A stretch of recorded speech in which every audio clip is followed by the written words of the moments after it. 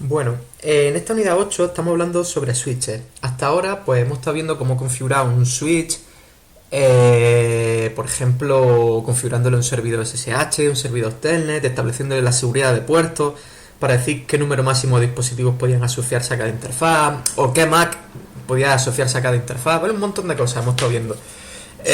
Sin embargo, llega el momento de, digamos, ver las cosas de un modo más global. En una organización, pues puede haber varios switches que dan pues necesidades a distintas zonas de una red local, ¿vale? Y estos switches están interconectados entre sí, ¿vale? Además, es probable, más que posible, que existan varios caminos alternativos para llegar de un host a otro, ¿vale?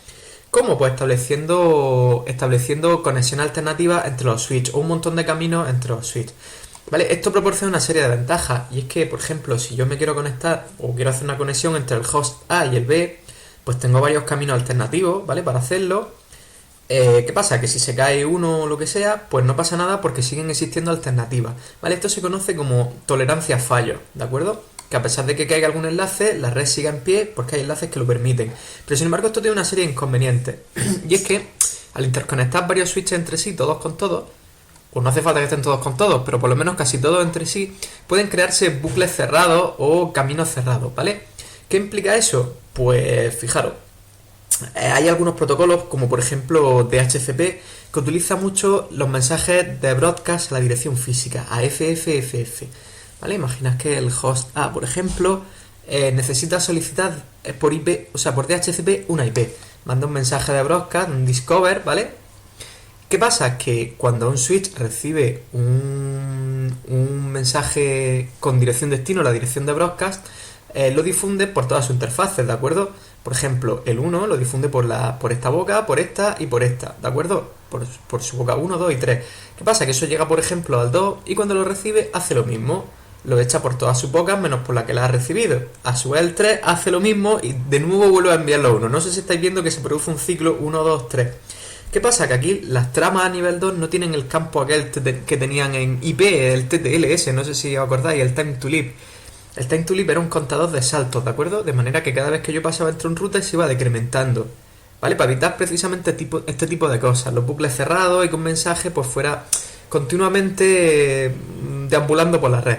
Aquí eso no existe, así que es un problema real, que un mensaje de difusión o de broadcast, ¿vale? Pueda estar constantemente expandiéndose o difundiéndose, mejor dicho, entre los distintos switches y colapsando la red en muy poco tiempo.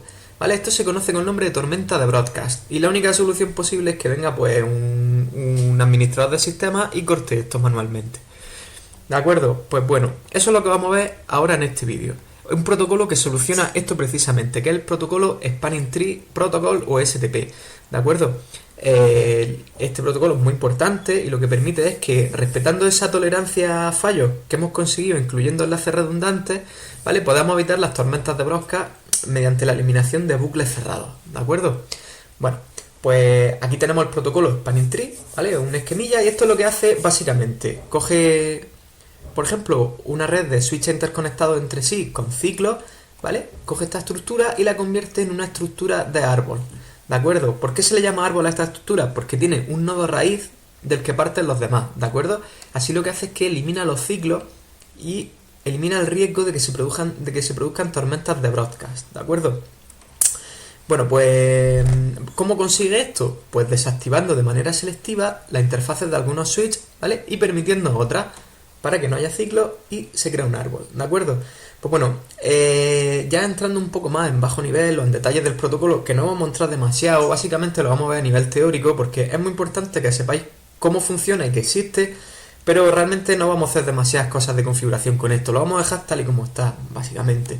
Bueno, pues como he dicho, la configuración de STP o este proceso de reconfiguración de la red que se hace de manera automática, sin que nosotros hagamos nada, pasa por tres fases, ¿vale? El primero de todo es que elegimos el nodo raíz, ¿de acuerdo? Es decir, de todos los switches que hay, elegimos el que se conoce como puente raíz o nodo raíz, ¿vale? Es que en el argot de STP al switch raíz se le llama puente raíz, o a los switches se le llaman puentes. Elegimos el raíz de todos, ¿de acuerdo? Una vez que lo tenemos que, para el resto de switches, elegir los puertos raíces, ¿vale? Un puerto raíz no es ni más ni menos que una interfaz que te lleva al nodo raíz, ¿vale? Por la cual, si tiras por ahí, llega al nodo raíz. ¿vale? Y luego para el resto de switches también tenemos que designar cuáles son los puertos designados y los puertos bloqueados, que eso veremos más adelante lo que es. Vale, vamos a centrarnos en esta primera fase, ¿de acuerdo? Bueno, en esta primera fase hemos dicho que era elegir el puente raíz, ¿vale? El root bridge. Vale, pues antes de empezar en detalle, es importante que sepáis dos cosas. Primero, que cada switch tiene asociado una prioridad, ¿vale? De cara a STP. Básicamente esta prioridad es un número que puede valer entre 0 y 65.535 y que por defecto vale la mitad, 32.768, ¿vale? ¿Para qué sirve ese número? Pues dice cómo de importante es ese switch a la hora de convertirse en el raíz STP, ¿vale? Pero tenéis que tener cuidado con esto, que cuanto más pequeño sea el valor, mayor la prioridad, ¿vale? Por ejemplo, la prioridad 0 o 1 es más grande que la prioridad 65.000 o 32.000, ¿vale? No os dejéis confundir por eso. Cuanto menos sea ese numerillo de prioridad, mayor es la prioridad. Y ahora, por otro lado, cada switch tiene un ID, ¿de acuerdo? Que está formado por esa prioridad, es decir, la concatenación de esa prioridad y la MAC del switch, ¿de acuerdo? Esto parecerá un disparate, pero tiene su sentido, ¿vale? Que lo vamos a ver más adelante. Y tiene su sentido cuando todos los switches tengan la misma prioridad. Y ahora os explico por qué, ¿vale? Pues bueno, una vez que sabéis que cada switch tiene una prioridad asociada y que tiene un ID que está formado por esa concatenación de prioridad más la MAC del switch, ¿vale? Aquí, por ejemplo, tenemos un ejemplo donde tenemos 4 switches, la MAC de cada uno, ¿vale? Y su prioridad debajo. Pues es importante que tengáis claro que el switch que se elige como puente raíz o como nodo raíz es el que tenga el ID menor, es decir, esa concatenación de prioridad y MAC, ¿vale? El que tenga ese valor menor, el que se elige como raíz, ¿vale? ¿Y cómo se hace esto? ¿Cómo se consigue? Pues los switches empiezan por difusión a intercambiarse mensajes STP entre ellos, ¿de acuerdo? Son mensajes que, bueno, en realidad son más complejos que lo que vamos a ver aquí, pero por simplificar vamos a considerar que ese mensaje incluye dos cosas básicamente. El ID del switch que envía el mensaje, ¿de acuerdo? Es decir, esa concatenación prioridad MAC, y por otro lado también envía el ID del switch que él considera que es el puente raíz o el nodo raíz, ¿vale? ¿Qué pasa? Que de primera todos los switches, antes de que empiecen a mandarse mensajes y a reconfigurarse la red, todos los switches se consideran a sí mismos el raíz, ¿vale? Esto el protocolo lo dice así. Nada más empezar, tú empiezas a mandar mensajes con tu ID y con el ID del raíz, pero el que el raíz eres tú, ¿vale? Pues a medida que los switches se van intercambiando esos mensajes, ¿vale? Empiezan a reconocer cuál es el que tiene menor ID entre todos y entre ellos se van reconfigurando y se acaba estableciendo un nodo raíz entre todos, ¿de acuerdo? A base de ese intercambio de mensajes. En realidad es sencillo, ¿de acuerdo? Al principio cada uno se considera el raíz, empiezan a intercambiarse mensajes y realmente cuando empiezan a comparar con sus compañeros cuál es el que tiene el ID más pequeño, es cuando al final resulta un solo raíz. Y aquí vemos eso que os he comentado antes. ¿Qué pasa si todos los switches tuvieran la misma prioridad? Es decir, la que viene por defecto, 32.769. Pues nada, pues al final como ese ID es la concatenación MAC, prioridad y MAC, pues se acaba eligiendo el que tenga menos MAC de todos, ¿vale? Al final esa concatenación que hemos visto para formar el ID tiene su sentido. Y es para que en el caso de igualdad se elija el que tenga menos MAC y siempre salga uno elegido, ¿de acuerdo? Pues nada, esta sería esta primera fase en la que se elige el nodo raíz entre todos los switches que tenemos, o el puente raíz, también se le llama, ¿de acuerdo? Ahora pasaríamos a la fase 2. ¿Qué ocurre dentro de esta fase? Pues ahora, ojo con esto, para todos los switches o puentes que sean distintos del raíz, elegimos de entre toda su interfaz de puertos un puerto raíz. Recordad que antes hemos dicho que un puerto raíz es un puerto que o bien está conectado directamente al switch raíz, ¿vale? O bien, si está conectado directamente a través de otro switch, es aquel que te lleve, básicamente que te lleva o que te conduzca hasta el switch raíz, ¿de acuerdo? Aquí, por ejemplo, en nuestra topología ya tenemos el switch raíz elegido y ahora vemos para cada uno de los tres switches cuál es el raíz, ¿de acuerdo?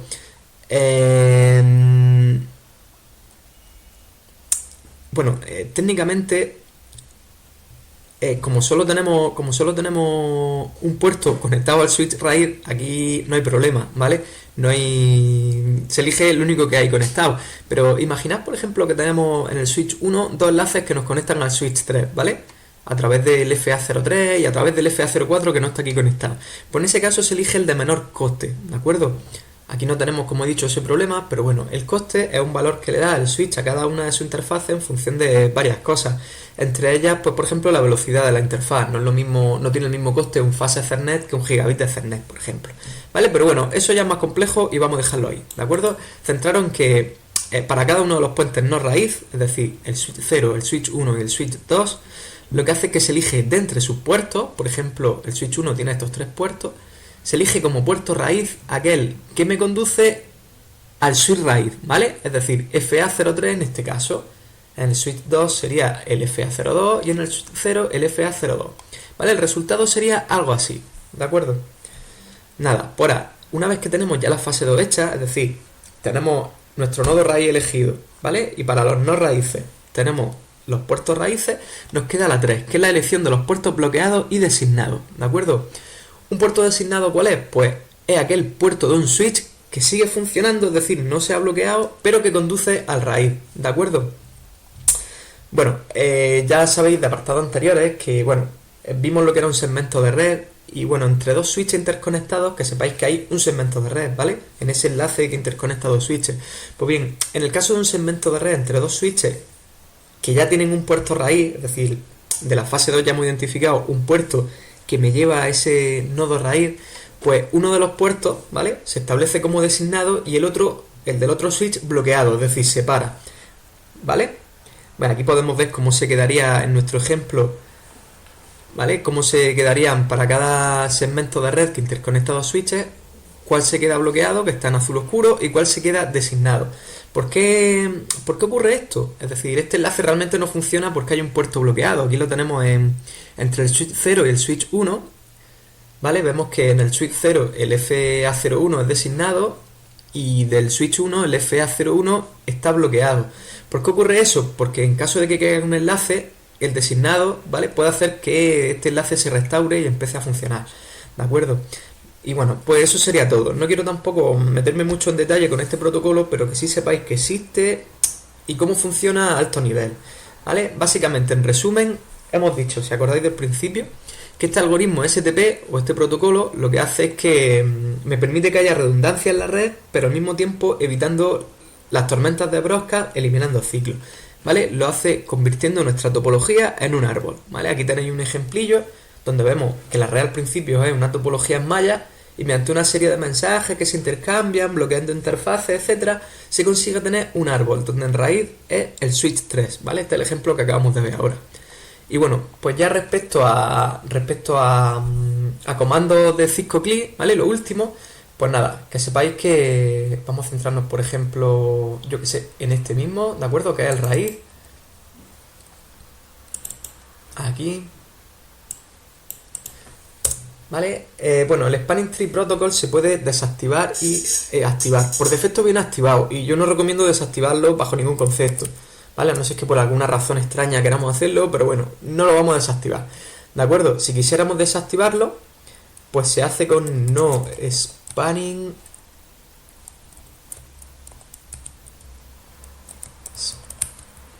Un momentillo. Es que se hace en configura terminal, perdón.